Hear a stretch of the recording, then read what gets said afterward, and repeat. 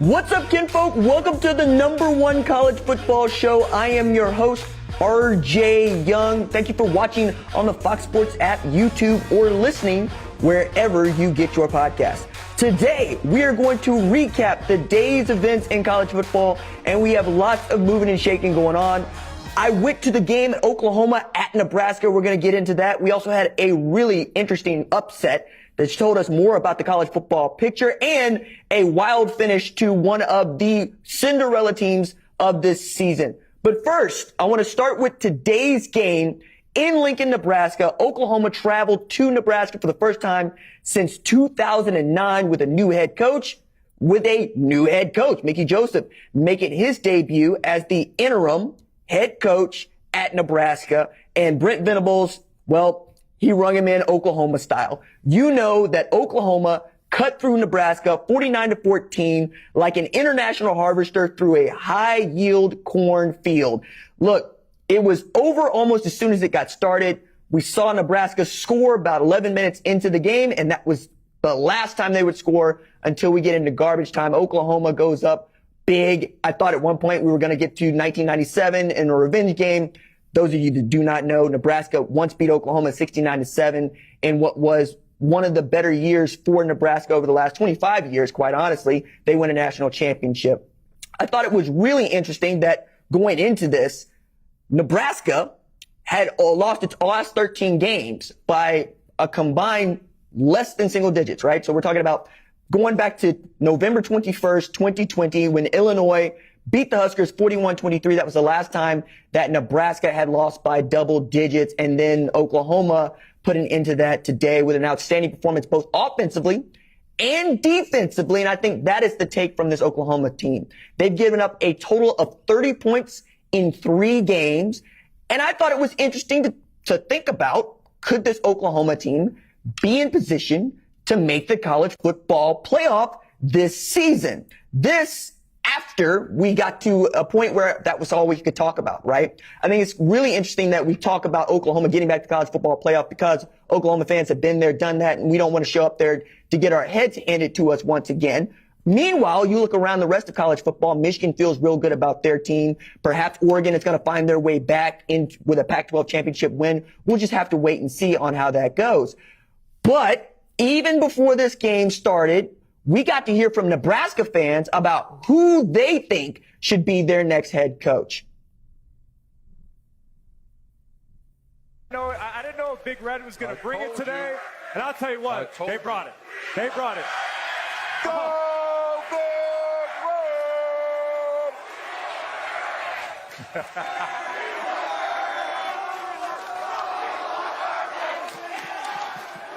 Hey, Coach, they cheering for you, Coach. We want her to too, though. Hey, we want you too. Hey, there was legit concern this week that Big Red Nation would be subdued. Are you guys subdued or are we up today? Yeah, they're ready to go. So we know Nebraska wants in on the Urban Meyer sweepstakes. Hey, Big Red, if that's your man, go get your man. And it seems like Nebraska's interested. Dennis Dodd at CBS Sports reported that Nebraska had been in contact with Urban Meyer. You got to see Urban Meyer in the booth for the second half of the game, looking at what was going on, really giving a great analysis as from a coach's perspective about what Oklahoma was doing well, what Nebraska could work on. You could still see the strategy at work in his mind. He's got this new job. We'll see if he wants to get back into coaching. Nebraska, if that's your man, by all means, you know what he's capable of in the Big Ten. You saw what he was able to do at Florida, Utah before that. His coaching record, college football speaks for itself. I'm going to be interested to see who Nebraska picks. Maybe Mickey Joseph picks it up after this. We'll just have to wait and see. From Oklahoma, Nebraska, though, I want to move to what I thought was the biggest game of this Tuesday 2:30 window for us. Number 25, Oregon hosting number 12, Brigham Young. You'll know. Number 25, Oregon rolled through Brigham Young, 41-20 at Austin Stadium. Since that Georgia game where they suffered that humiliating defeat, they have been coming out gangbusters. And I thought it was a really fascinating game in that Oregon was doing to BYU what Georgia had done to Oregon. And for me, that means that Georgia is insanely terrifying. As a matter of fact, The joke I've been telling all day is that Georgia should occupy all 4 spots in every ranking that comes out on Sunday based on what Oregon was able to do to what I think is a really good Brigham Young team. You saw them take Baylor into double overtime in Provo. You also saw them pull out that win. Jaren Hall is an outstanding quarterback. It's rare that you could see a BYU quarterback throw for 300 plus yards, no interceptions, and still lose by 20 points to a team that, quite frankly, we didn't think was going to be any good. Bo Nix goes for 222 pass yards in this game. Marquise Irving goes for 97 rush yards of this game. And really, it's about Bo Nix not playing the SEC West, isn't it? Because since he has left there, he's looked good. As soon as he plays an SEC team like Georgia, he looks bad. You're getting the full Bo Nix experience. He's also making great use of a player that I was very high on when he committed and signed with Oregon in wide receiver Troy Franklin. Last year as a true freshman, he caught all of 18 passes in 14 games. This year, through the first 10 quarters of the season, he has caught 13 passes and 2 TDs. Already as many TDs as he had all of last year. It's great to see how Dan Lanning and Kenny Dillingham, have made great use of him on the outside. And Bo Nix able to take the top off the defense, making some outstanding throws. I got to see some great quarterback play in this game. I expect those two teams to give everybody they play a very hard time. And maybe we're going to be talking about Oregon playing in the Pac-12 championship. Maybe we're going to be talking about Utah. Maybe we're going to be talking about USC, but all of a sudden the Pac-12 seems a lot more frisky after what Oregon was able to do to BYU today. I also thought it was interesting that BYU's kicker has missed his last 3 field goals in the last 2 games, right? 2 that could have won BYU the game without going into overtime. And then this one where he missed a 38-yarder, which I thought could have put them ahead 10-7. Turns out Oregon is a much better team than we have given them credit for. They did all this without Justin Flo at linebacker. Noah Sewell and he had been a really great tandem together. I would like to see Justin Flo able to get back into the flow of things, if you will. And they have a great game coming up against Washington State. I'm very excited about. Washington State is a team that I think is on the rise. You saw what they were able to do against a top 25 Wisconsin. What does this mean, though, for the college football playoff picture? It means for me that Oregon is still in it. It means that Oregon still has an opportunity to show us what they are made of and get back to a college football playoff spot. But again, I mentioned it with Oklahoma. How's this all going to shake out? Because if you have, say, an Oregon that runs the table with 1 loss, wins the Pac-12 championship, you have an undefeated Oklahoma that really hasn't beat a team that we respect. Maybe it's Texas, maybe it's Oklahoma State. And then you have the Big Ten where Ohio State is playing as we are talking right now against the Toledo team, but Michigan is also 3-0, and we're staring at what I think could be the first in college football history. Since the Big Ten has gone to divisions, we're talking about perhaps having 5 teams, even 6 teams, even 7 teams that could be undefeated going into Big Ten conference play. A little bit more about that later on. But sticking with the Big Ten, Penn State became the first Big Ten program to play a game at Jordan-Hare against Auburn. And I found this interesting because not only were they the first Big Ten team to travel to Auburn to play a game, they also could pull the double, and they did exactly that, winning this game 41-12. Penn State had this game very much in hand from the jump.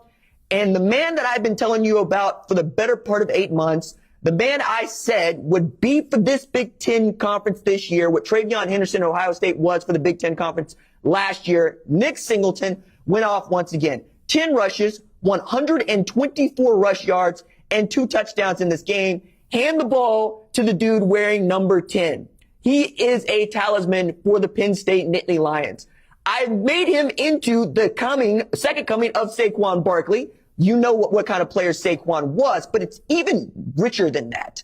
Penn State had not had a 100-yard rusher since November 2020 until last week when Nick Singleton went for over 100 yards rushing against Ohio. Then he comes back against what we all think is a good team, if not a quality team in the SEC West, and he puts up 124 on 10 carries. I know that James Franklin has been mixing in the tailbacks. I know that he wants to get all 4 of those guys touches. But for me, it's the Nick Singleton show. 124 rush yards to your quarterback throwing for 178 pass yards. You're going to need that kind of production from them when you get into Big Ten conference play. And a team that I did not think was going to be that good to start this season, it's not only an AP top 25 team, but they're going to head into conference play undefeated. Congratulations to Penn State and the Nittany Lions. I'm really excited to see what this means for the Big Ten East, which I think is the second best conference in all of, second best division in all of football, but is going to compete with the SEC West for that moniker this year, if not the SEC East, who's got a couple of teams in Georgia and Kentucky that are pretty doggone good themselves. Staying inside the Big Ten again, number 4 Michigan does exactly what we thought they would do to a team like UConn. They stomped a mud hole in them and they walked it dry. 59-0 is the score. The spread was 47.5 points. Now, I want to go through some things about Michigan that you might not know that really have kind of swayed my opinion on what kind of football team this can be. We'll talk about competition here in a bit because that's still just getting under my skin that they haven't played anybody that I think is any good just yet. But J.J. McCarthy was outstanding, 12 of 15, 214 yards. He's going to be the starting quarterback for the foreseeable future. Cade McNamara, unfortunately, went down with an injury that is going to keep him out for at least a few weeks. I think this is J.J. McCarthy's opportunity to shine, and that's a great thing because J.J. turned Michigan into a totally different team. They become less of a battering ram and more of a sports car. What I wrote down for myself is that they're long, they're fast, they're disciplined, they're fast. They've got a 5-star quarterback that I've been hyping for the better part of the year. Plus, they're really fast, all right? They got a V10 underneath the hood with a drag coefficient of like the Formula One car of 1.1. What I'm saying is, with J.J. McCarthy, Blake Corum, and those wide receivers like Roman Wilson, you're going to have opportunities that you didn't have last year in being able to take advantage of your speed offensively and not just having to rely on outstanding defensive play. And by the way, they're pretty doggone good as a defense. Corum was outstanding. I think he had 12 rushes, 72 yards in this game. This is also the first time Michigan has ever had 50 points scored in each of their first 3 games. And they've been playing football for the better part of 140 years. I think this is team 143 for Michigan. And the mood in Michigan is not unlike the mood that I would associate with Oklahoma in 2017. They feel like they are good. They feel like they have an opportunity to not only defend their Big Ten championship, but get back to the college football playoff and have a better showing. And more power to them. Because we've been making fun of Michigan. I've been making fun of Michigan for the better part of a decade because they haven't been able to get past Ohio State. And we mistakenly thought that beating Ohio State meant that they would win the Big Ten championship and get a college football playoff berth. Joke's on me, people, as that's exactly what they did last year. And the guy that helped them beat Ohio State for the first time in over a decade is the guy that lost his job to the sophomore quarterback phenom. I'm excited to see what this means for Michigan football as they get their first Power 5 opponent in conference play against Maryland. Big Noon is going to be at that game. I'm excited to see what Mike Loxley's program can do. They get Southern Methodist a little bit later on tonight. They'll hope to move to 3-0. We have 2 undefeated teams, possibly 2 top 25 teams going at it in our opening conference slate for Big Ten football. Blake Corum scores 5 touchdowns in this game, which ties a Michigan record that was set by Hassan Haskins last year and held by Ron Johnson for a year. I should say both of those guys are tied up at 5. Finally, I want to put this in front of you for your consideration. Michigan was favored by 46 against Colorado State, 52 against Hawaii, and 47.5 against UConn.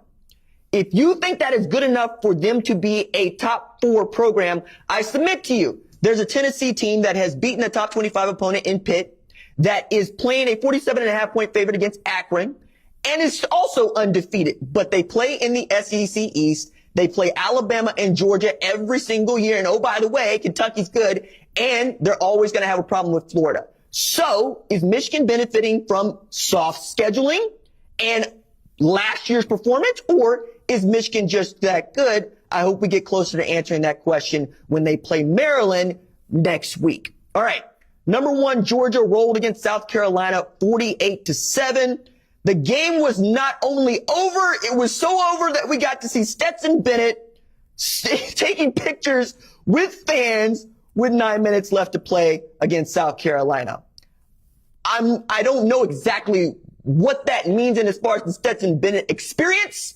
I am going to tell you that the man is having a great time, and I'm glad he's having a great time because if you know anything about Stetson Bennett's road to being the starting quarterback at Georgia, you should really, really be into this. So he walks on 2017 to back up a Jake Fromm and a Justin Fields. He gets run off to Jones County Community College, where he has to prove it once again. He gets scholarship to play quarterback at Georgia to back up what we thought was going to be. Remember Jamie Newman? Then it was JT Daniels. Then he becomes the guy, and credit to Kirby Smart, he does not come off of the dude from Blackshear, Georgia, that just wanted to be a Georgia Bulldog and play quarterback. I thought he was middling to fine last year. He showed flashes of being good. And this year, he's got some absolute wiggle. This year, he's got some absolute swag. And he is going to launch himself into the Heisman Trophy competition this year in a way that, frankly, I don't think any of us saw coming from Stetson Bennett. The numbers that he's putting up now put him on par with what Bryce Young was doing last year, what C.J. Stroud was doing last year. You know that Bryce Young is the reigning Heisman winner. You know that C.J. Stroud was a finalist. It's hard for me to look at this Georgia Bulldog football team, who they beat, how soundly they beat them, and not see Stetson Bennett at the Heisman ceremony at the very least, if not raising the trophy as quarterback at Georgia. What a storybook ending that would be for a guy that just wanted to walk on and play ball for the Georgia Bulldogs. Also, to finish tonight, we had an outstanding finish to one of the better games that I didn't know we were going to get. Appalachian State, Troy. Doesn't really matter for me, though, because we got an outstanding finish. So the story here is Troy decides to take a safety, giving up 2 points so they can punt the ball back to Appalachian State with little to no time left. Chase Bryce throws a Hail Mary to the end zone that bounces around, ends up in a receiver's hands, and they win a game that they should not have lost, or they should have never won. The Cardiac Kids, they are undefeated. They feel like they're unstoppable. The Sun Belt has proven to be a thorn in everybody's side. It's going to be a very close league this year. ODU nearly pulled off an upset against Virginia. South Alabama nearly pulled off an upset against UCLA. And you know the carnage that the Sun Belt wrought last year. Marshall versus Notre Dame. Of course, App State versus Texas A&M. I'm very excited to see what Sun Belt football looks like. Coastal Carolina is going to be in the mix. We're going to get to see Louisiana in the mix. It's going to be a lot of fun over there in the Leather Sun Belt, coming to your Power 5 school in the near future, I'm sure. But right now, they're going to have to figure out who their champ is. And maybe we're talking about them being the highest ranked group of 5 champion to make a New Year's 6 bowl next year. All right. That is going to do it for this episode of the #1 college football show. My thanks, as always, to our lead producer, Tyler Wojak. Our senior producer is Catherine Donnelly. That is Jeremy Bimbo on the camera for yours truly today. Niles Owen is on the live stream switches. Our social media maven is Javion Duncan. Our lead of screening is Rachel Cohen. I'm the host, RJ. We will see y'all tomorrow to talk through the Associated Press's top 25 rankings and my top 25 rankings. Spoilers, Kentucky's not going to be at 4 tomorrow. I'll see y'all tomorrow. Deuces.